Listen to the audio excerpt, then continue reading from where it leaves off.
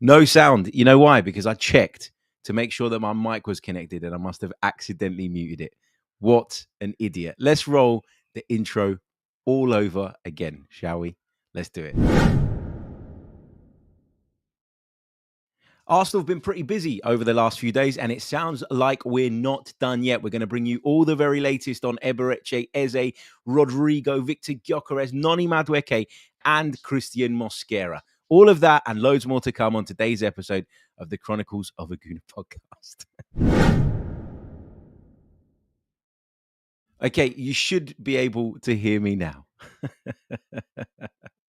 What a nightmare. What a nightmare. And also, while I was doing the intro the second time around, the dog walked in and I was like, well, I can't really like turn around and tell the dog to get out now because I've already messed up the initial intro. So yeah, we got to be as perfect as possible. But yeah, look, thank you for pointing that out in the live chat. Otherwise, I might have been talking for 20 or so minutes without realizing that my microphone was on mute. So happy Tuesday to you all. Good morning and welcome back to the show. It's great to see so many of you with us in the live chat box as always. And we've got a fair bit to get into today as well. We're going to talk Eze, Rodrygo, what's going on with Viktor Gyökeres. There's a little bit of agitation within the fan base again around this one. Noni Madueke, could that be announced today? I think it could be, and then, of course, we've got the Cristhian Mosquera medical due to take place as well. So lots and lots to get into on today's show. Before we get into the show, though, I do want to say a massive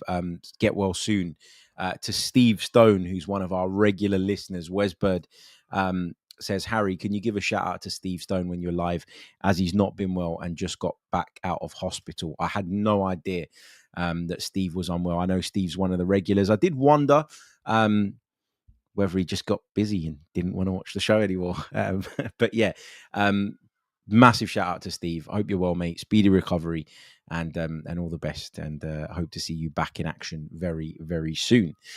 Okay, let's get into the first then of today's stories, shall we? Let's talk about strikers, but not necessarily Arsenal strikers. And I'll explain why in a minute. Okay, so we're going to talk about the Viktor Gyökeres to Arsenal thing in a bit, because it sounds like that is slowly but surely edging towards a positive outcome and the conclusion that we all want. But a couple of other strikers that we've been linked with are now being linked with other Premier League clubs. And I know one of those names in particular is going to spark a bit of a debate, I would imagine, among Arsenal circles and among the Arsenal fan base. Liverpool are said to be considering moves for Alexander Isak and Hugo Ekitike. They are both said to be in Liverpool's thinking. David Ornstein reported this morning that they're now prioritizing trying to bring in a striker. They're expecting Darwin Núñez, of course, to move on. Of course, they'll be, sadly, without Diogo Jota as well. Still can't wrap my head around that. So it makes sense that Liverpool would be looking at that position. To be fair, they've been linked to Alexander Isak for a while. And I know that I've said repeatedly on this show, guys, don't have a meltdown about the possibility of Isak joining Liverpool or them potentially sort of pipping us to the dream target, because I really can't see him moving on this summer. And despite what David Ornstein says, and despite what David Ornstein's reported, he has made the point that, Alexander Isak isn't going anywhere. He made the point when he was talking about Hugo Ekitike potentially to Newcastle yesterday. I think he went back and changed his original post to say Ekitike could play alongside Isak. And listen, Ekitike, from what I'm reading, European football expert Kevin Hatchard was talking about this on X this morning. He says that Ekitike has got previous of going into a side and working really, really well in tandem with another striker. So this doesn't mean that Alexander Isak is on the move, but I thought I'd highlight it because I know that there'll be Arsenal fans out there who will look at it and go, well, why didn't we get Isak if he was available? For Isak to leave Newcastle this summer, it is going to take a crazy amount of money, I think. And have Liverpool got that money? Probably, but will they spend that type of money? I would have said no going into the summer, but then they spent a crazy amount on Florian Wirtz. Look, I can't see them doing it twice. So, yeah, let's see. Let's see how that goes. But yeah, worth highlighting. Ekitike, who I like quite a lot, actually, and I talked about him a fair few times on the pod over the course of the summer so far. He is the subject of interest from Newcastle. There was some discussions held yesterday, from what we understand, between Newcastle and Eintracht Frankfurt, his current club. But according to those reports, they're nowhere near striking a deal. Listen, there's a big asking price on Hugo Ekitike's head, rightly so. He's got a lot of potential. For what it's worth, I would have preferred Ekitike to Sesko. I think I said that Ekitike felt like the closest thing to Alexander Isak for me. And if we were talking about ceilings of potential, Ekitike's is right up there. But it became apparent, didn't it, over the course of the summer, that for us it was Sesko or Gyökeres. That's why the focus of our discussions was those two. And in the end, I preferred Gyökeres over Sesko. So I'm pretty pleased with the fact that we're very, very close now to doing this deal. So just wanted to highlight that Ekitike and Isak are both being linked with moves to Liverpool. Ekitike's being linked with a move to Newcastle United as well. Will that be to play alongside Alexander Isak or to replace him? That remains to be seen. But I thought that would spark quite a bit of debate in the Arsenal community. So it was worth touching on this morning. I think we might get a Noni Madueke announcement today, if not tomorrow. I think this one is very, very close to being put out into the public eye in terms of that official confirmation from the football club.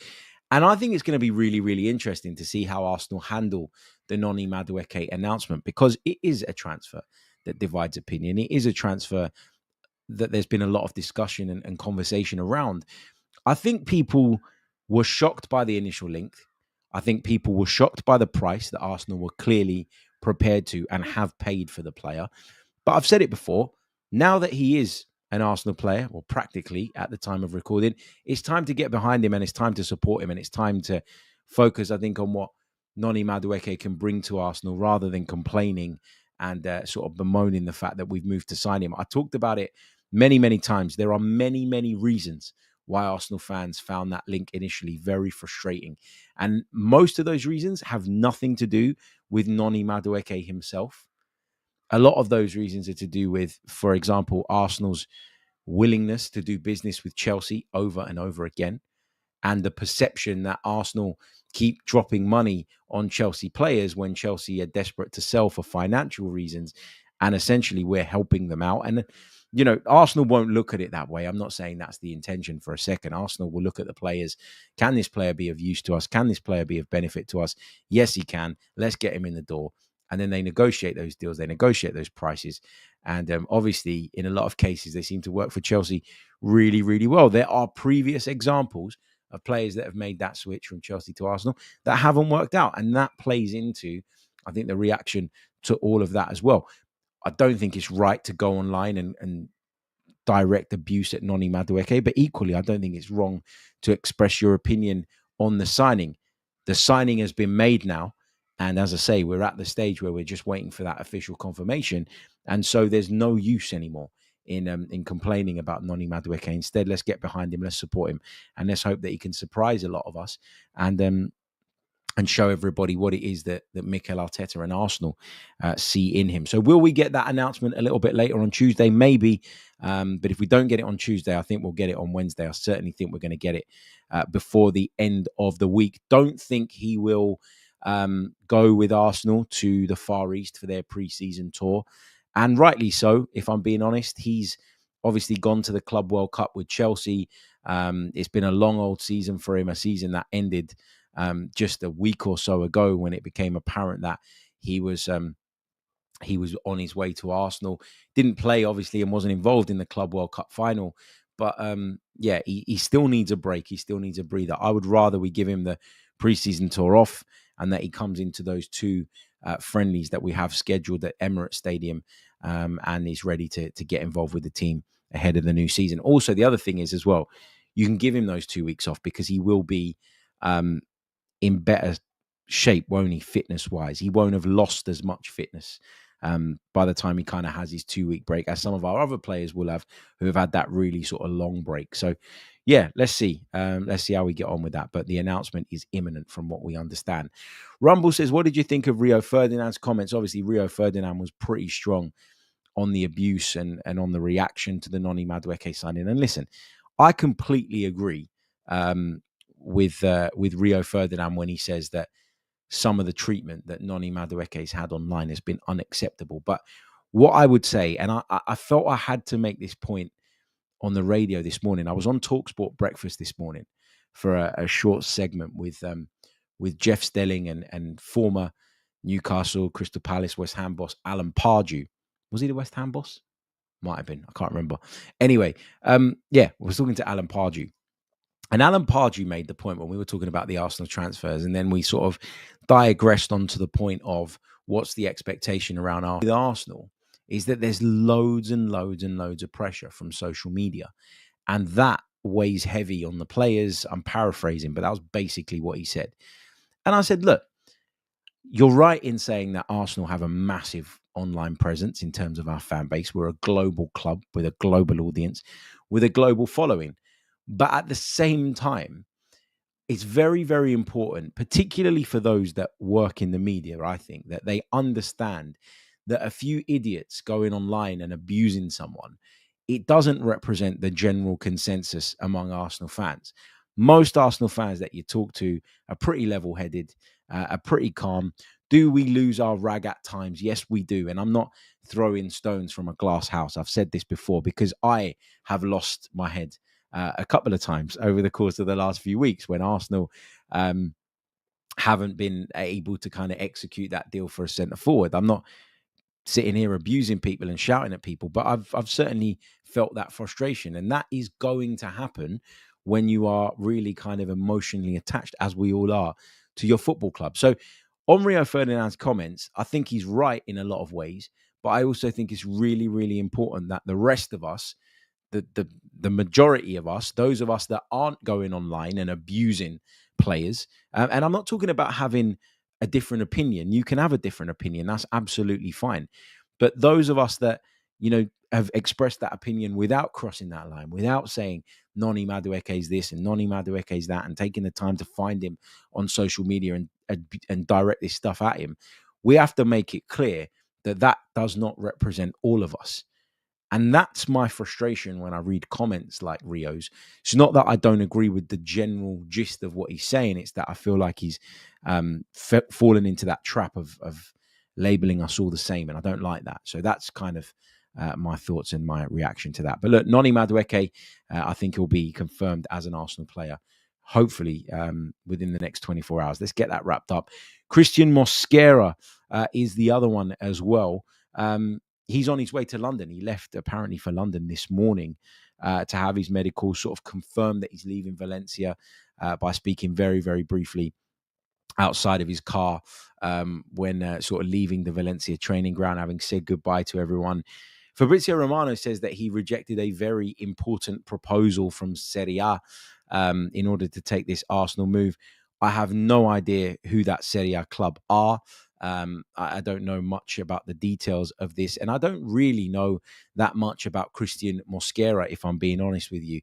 I've seen some reels, I've seen some highlights, I've seen some compilations, obviously, since Arsenal were linked to him, but he is the focus of our next scouting session video over on the Chronicles of a Gooner Patreon. So now's a good time to sign up if you're interested. Visit the link in the description below, patreon.com/the Chronicles of a Gooner, and we'll be bringing you a scouting video on Mosquera for you to enjoy over the course of the next few days. That'll be out with you guys tomorrow, so on Wednesday, and there are other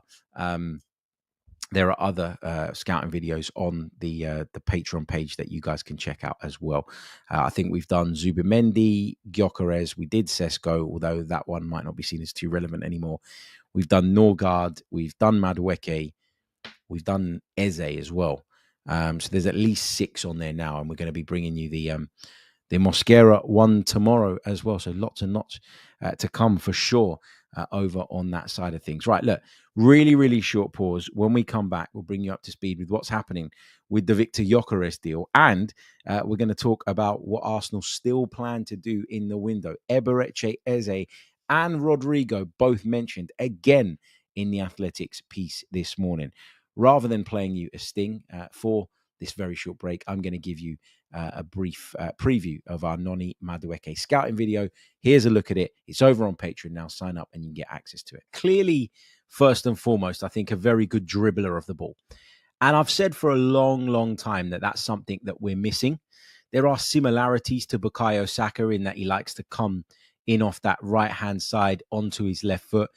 And he's got, a real confidence about him. He does, back himself. He always wants to take the shot on. He's always looking for that far corner. He's happy to glide past people, as you saw there, on the outside as well as on the inside. So Noni Madueke is a player I don't think that lacks in confidence. And I hope that the reaction to this transfer isn't going to damage.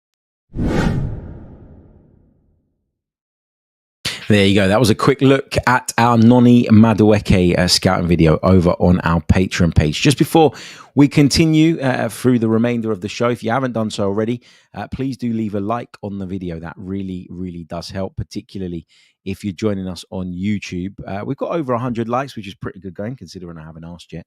But I'd love to get us up to 500 or so likes by the time the stream ends. That would be amazing. We're also closing in on 43,000 subscribers on YouTube. I know it's not a milestone number, but I do like it when we get to round numbers. The whole 42.9k thing is annoying me a little bit. So let's get it as close to that 43k mark by the time we end the stream as possible. If you're listening to us on Apple, leave us a review. If you're listening to us on Spotify, leave us a review. All of that brilliant stuff really, really does help. Okay, let's continue on. Some of you are asking me, by the way, what the little crown symbols are in the live chat on YouTube right now. And honestly, I have no idea. What top chat, top fans. So I think it's depending on how many comments you make, is it? Or whether you're here regularly. I'm not sure. I need to look into that. But those of you that interact loads with the Chronicles of a Gooner here on YouTube are getting little crowns next to your name. At the moment, Mike Woods is the king of the castle.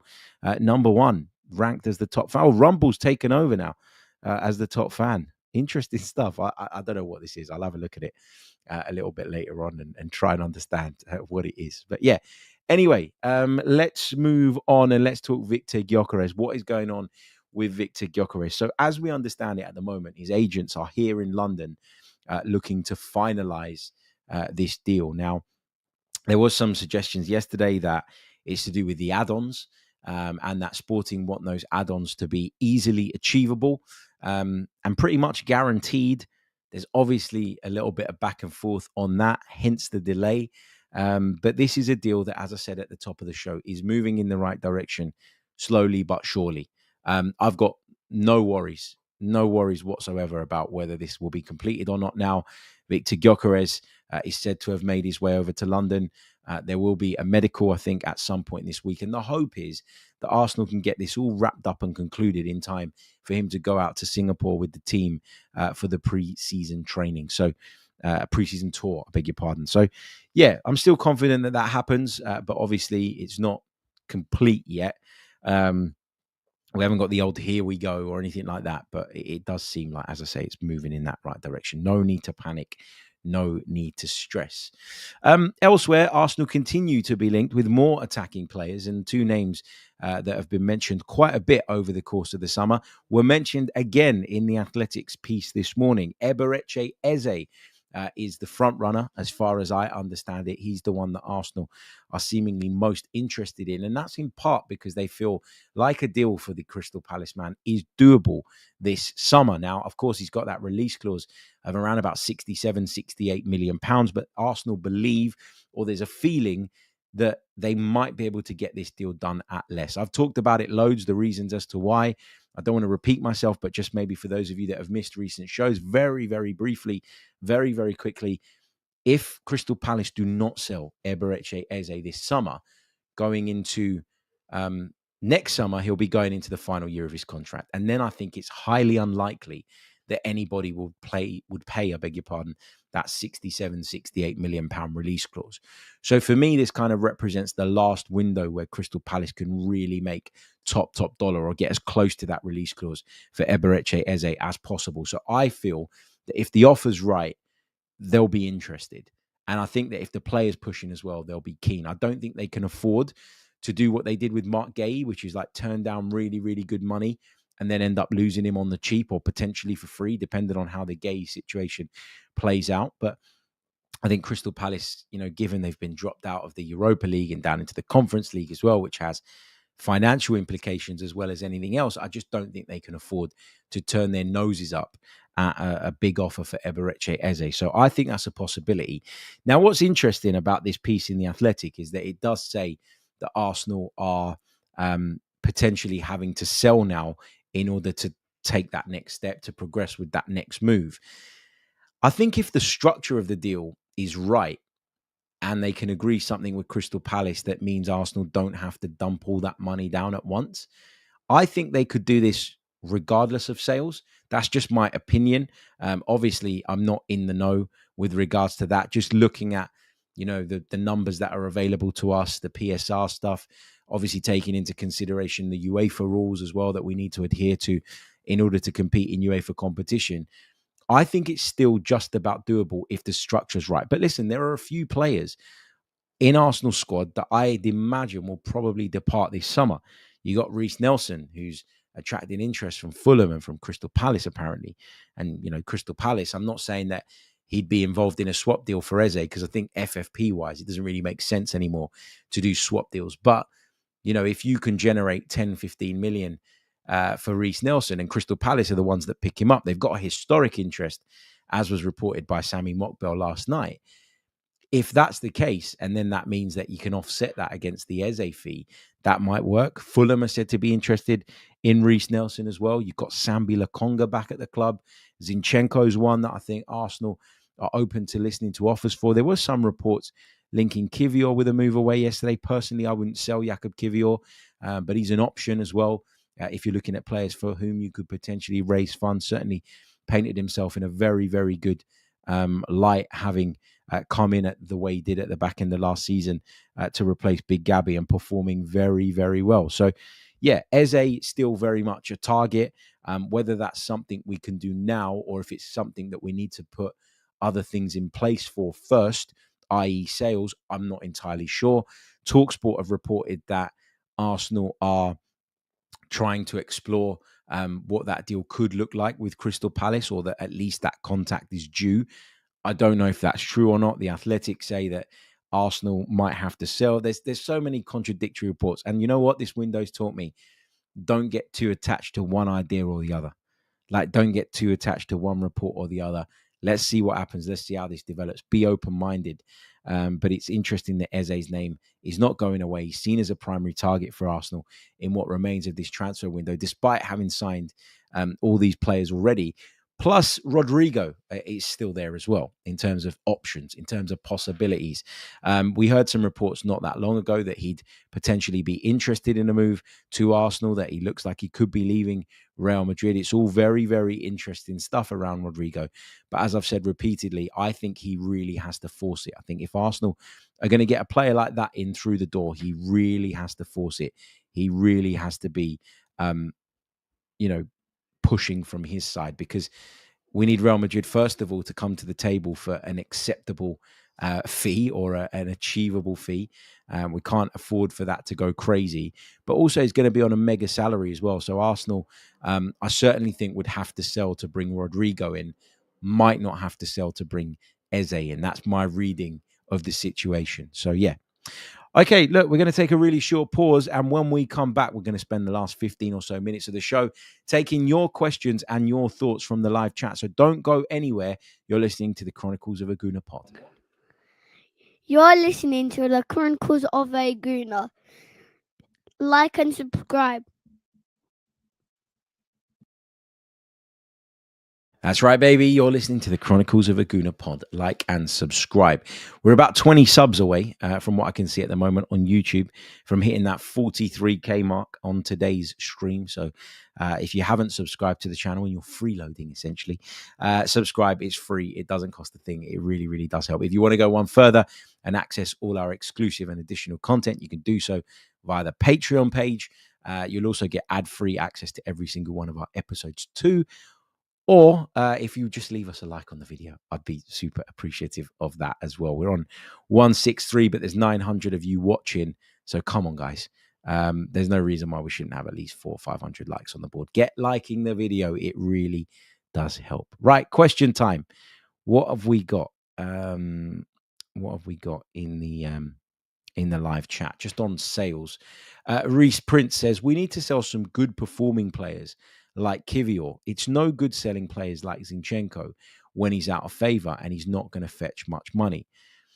I think it's an interesting point that you make. I think that Zinchenko will fetch some money because I still think Zinchenko's got a very good reputation in the game. And obviously Zinchenko's got that back catalogue of winning things. I think there'll be a lot of managers that look at it and think that Zinchenko just isn't the right fit for Arsenal at the moment, rather than him not being a good player or a player that would appeal to others.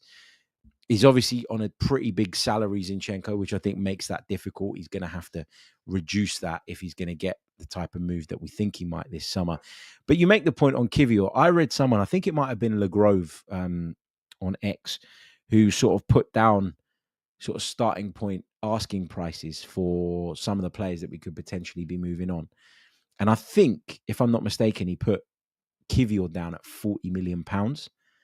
I don't think you get £40 million for Jakub Kivior. I think you might get £30 million, £25 million. Because although he did really well when he came in at the back end of last season, and his value is probably higher right now than it's ever been since his arrival at Arsenal, people will say it's a small sample size. People will say that they'd be potentially buying a player that isn't indispensable to the Arsenal team, and therefore they'd be looking to get a deal that makes sense for them. You also need to factor in who's buying or who's potentially buying, right?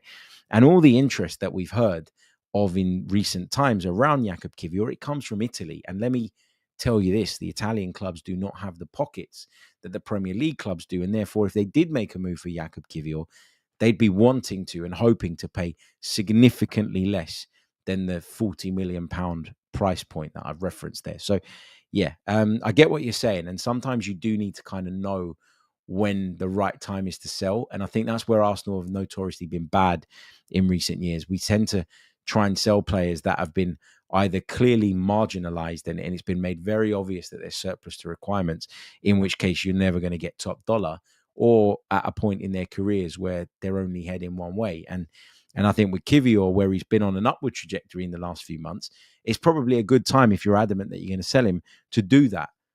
But you got to be realistic, even still, about the price that you would get for him. Okay, let's continue moving through the live chat. Gyökeres G9's changed his name already. Love that. I don't think he's going to get the number 9, by the way. That would mean taking it away from Gabby Jesus. Can you see Arsenal doing that? I can't. Do you think Arsenal still need to sign a left winger if they sign Eze? No. If they keep hold of both Trossard and Martinelli and bring in Eze, who can obviously play from that side, having already brought in Noni Madueke, who can play from that side as well, I don't think you're going to see Arsenal go out and get a left winger.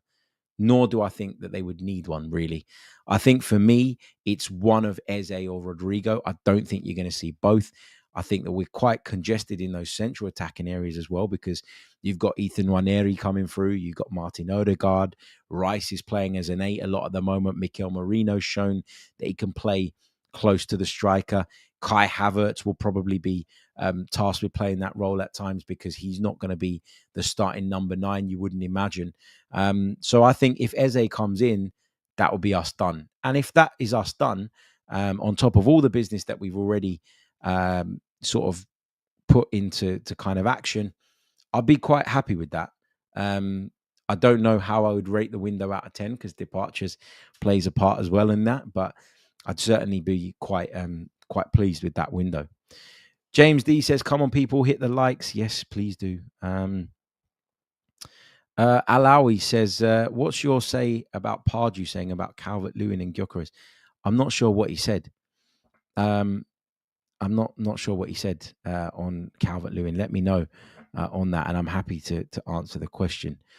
What else have we got in the live chat? Just scrolling through, going to pick out a couple more bits. Wesbird says, Harry, do you think if we get all the targets we want and need, does Arteta need to do anything different next season, in your opinion, to maximize our chances of winning silverware? he needs to rotate better for me. That's kind of the big takeaway from the last few years.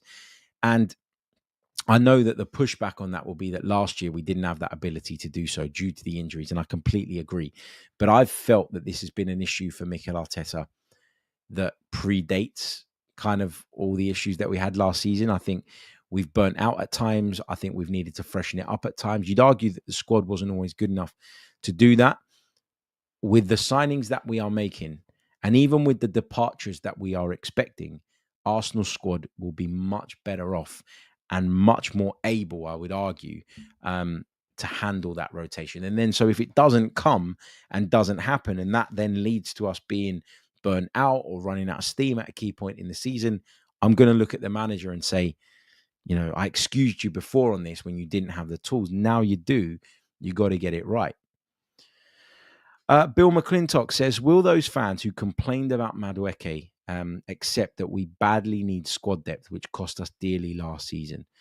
Yeah, look, and again, I said it a little bit earlier on. I think that we got to the point where, yes, we explained our feelings, and I was in that camp of people that didn't really understand the signing or the price that we were willing to pay. But now it's about focusing on what Madueke will bring to the table. There's no point complaining about it. He will be an Arsenal player. I wouldn't be surprised if it's announced later this afternoon.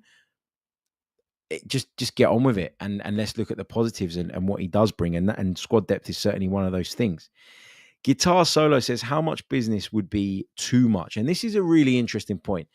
I was having this conversation with a friend of mine yesterday who said that actually sometimes when you do too much business in the summer, it can be somewhat problematic because you're asking these players to come in and fit in straight away, and too much change can lead to a transitional period, and a transitional period in the Premier League of all leagues can leave you far behind chasing teams that are just relentless in their nature.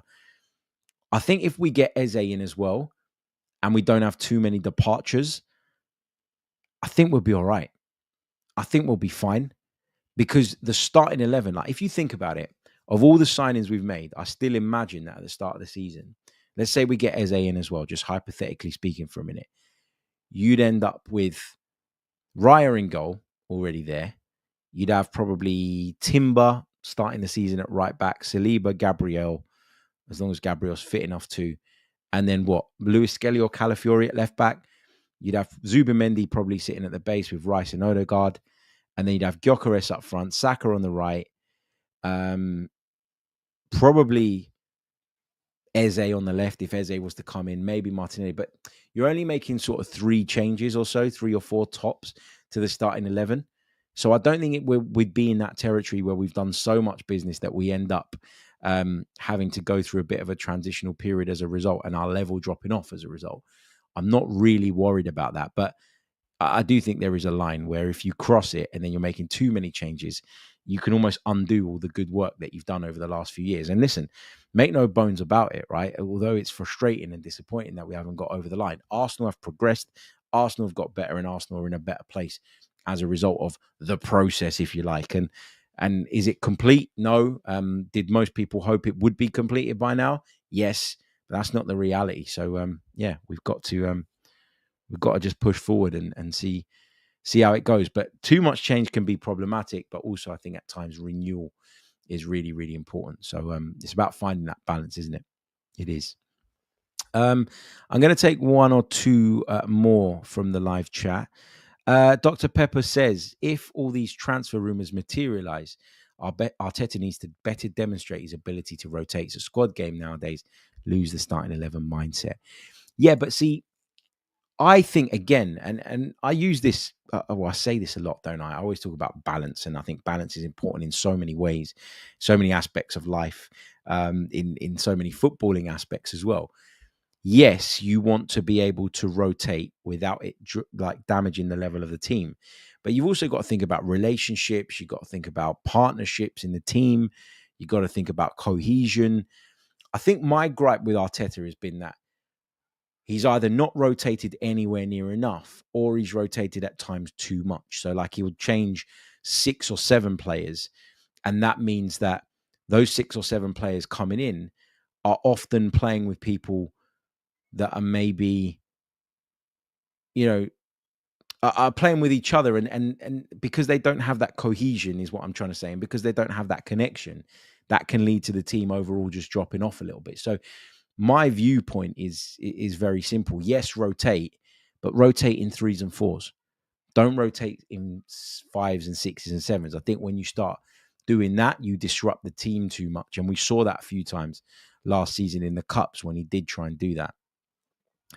Jasper says, why is there talk of us having to sell forwards to buy more when we were short anyway? Spurs bought in January, and have bought Kudus, and are trying to buy Gibbs White. I don't really understand why you're comparing us to Spurs. Like, we've got a much bigger wage bill than Spurs. Of course, we generate more money having been in the Champions League and all the rest of it than Spurs do. We finished second, they finished 17th or whatever the hell it was. We shouldn't be compared to them just full stop. I think we're in different worlds, but also it's not just about bringing people in. And this is the bit that people often overlook when we're talking about the club's financial results. It's about the rising costs, the rising costs on our wage bill, on our salaries, etc., etc. Plus, as well as doing all the business that we're doing now, we're trying to give Ethan Nwaneri a new contract. We've given Gabriel a new contract. We've given Miles Lewis-Skelly a contract, and they would have had their salaries, the 2 youngsters in particular, bumped up quite significantly. Then we're working on a Saka contract. We're working on a Saliba contract. So the selling, if we have to do that to get that next attacking player in, is not so much because we can't, as a football club, generate the funds to do one of those deals. It's more so because of that ongoing cost, the salary thing. I always feel like the salary thing is what restricts clubs more than that ability to be able to go out and drop X amount or raise X amount to do a specific deal. Transfer fees are big in a lot of cases. Agent fees are big, as we've learned with the whole Gyökeres saga. But it's about those ongoing costs and those constantly rising costs. That's where Arsenal, I think, will be needing to be a little bit careful. Rumble says, we need to win, though, Harry, and the rest of the teams around us have done that whilst we're still lapping up progress. Yeah, of course we need to win. Of course we need to win. Nobody's denying that. I think we all agree on that, and I think we're all desperate to see that. We're just trying to figure out how we get there. How do we get to that winning point? But also, it needs to be sustainable as well, and that's the important thing that, again, maybe goes under the radar a little bit. I didn't want us to just qualify for the Champions League once. I didn't want us to compete for the title just once. And we qualified for the Champions League repeatedly now. We're in it again. We'll be going into the 3rd consecutive season. And also, we finished second in each of the last 3 seasons. Yes, we want to take that next step, and we need to. But we also have to make sure that we maintain the level that we're currently at as the absolute minimum. So that's really, really important. Final one I'm going to take from the chat box. Jason Swift says, could Newcastle's interest in Ekitike mean the signing of Anthony Gordon? He keeps being linked to Arsenal and Liverpool. It's an interesting point, mate. It is a really, really interesting point. And I think when you read the Athletics piece this morning, the transfer deal sheet, which is always an interesting read on a Tuesday morning, I think what they're getting at is, when it comes to Eze, when it comes to Rodrygo, 2 potential signings Arsenal might make between now and the end of the window. It'll be one or the other. Let me be clear on that. You kind of need some dominoes to fall into place as well, or maybe you wait and see if any of those things are going to happen that then create almost the perfect storm for you to go and swoop in and take the player that you want. So, yeah, will Newcastle look to sell if they land Ekitike? Will Ekitike go to Liverpool, in which case Newcastle will be desperate to hold on to the likes of Anthony Gordon? Do Newcastle need to sell full stop, having qualified for the Champions League? There's so many variables here, and it's going to be fascinating, I think, to see how this all unfolds over what remains of the window. But once we get the striker in, once we complete the Madueke deal, the Mosquera deal, we get the announcements on all of those, I think we can then take a slightly more relaxed approach to the rest of the window. That doesn't mean we shouldn't be proactive.